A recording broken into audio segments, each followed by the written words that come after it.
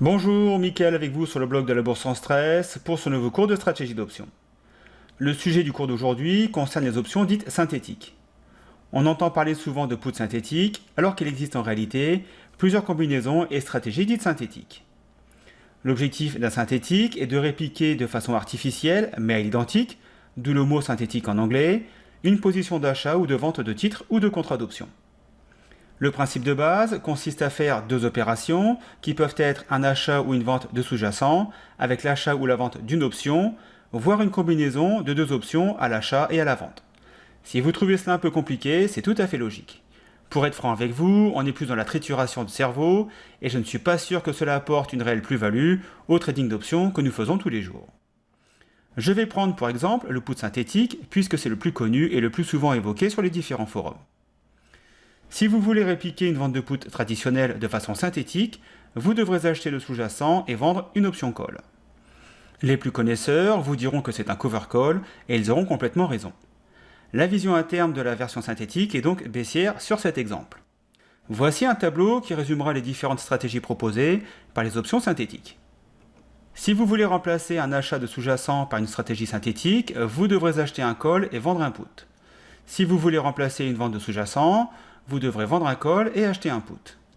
Pour répliquer un achat de call, vous devrez acheter le sous-jacent et acheter un put.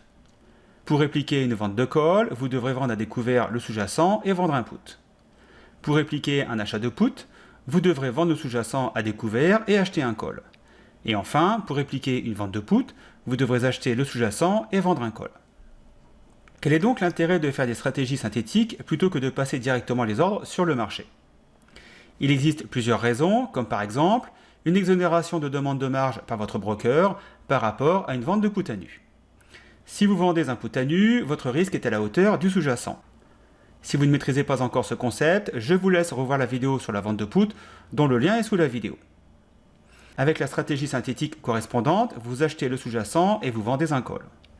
Dans ce cas précis, votre broker ne vous demandera pas de marge, car vos actions sont achetées cash et votre vente de call est couverte par vos actions en portefeuille, donc la demande de marge sera bien égale à 0.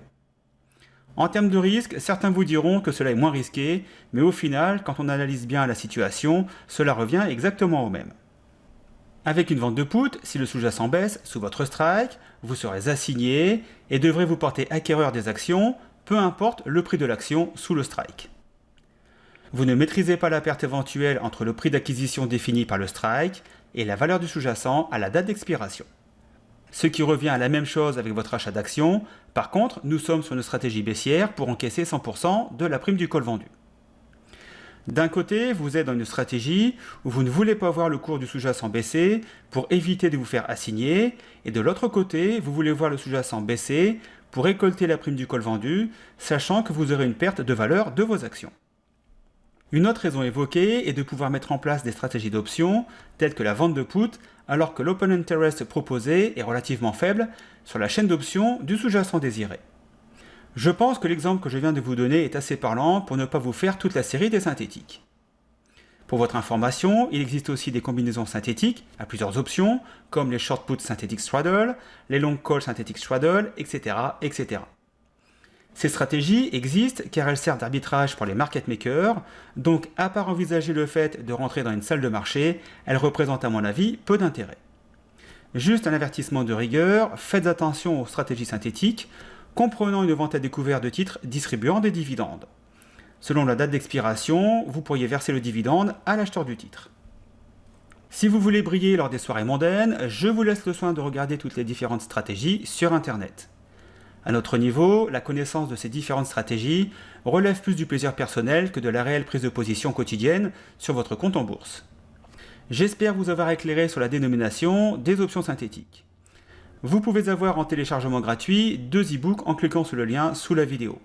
Il s'agit d'un e-book sur les options qui va vous apprendre à recevoir de l'argent à chaque fois que vous passerez une transaction sur le marché et d'un second e-book sur la règle d'or de Jess Livermore, considéré comme le meilleur spéculateur de tous les temps. Si vous avez des interrogations par rapport à cette vidéo, posez-moi vos questions dans les commentaires ci-dessous. Les réponses pourront ainsi servir au plus grand nombre. N'hésitez pas à partager ce cours auprès de vos amis traders qui souhaiteraient comme vous s'initier aux options. N'oubliez pas non plus de vous abonner à la chaîne YouTube du blog pour recevoir nos dernières vidéos.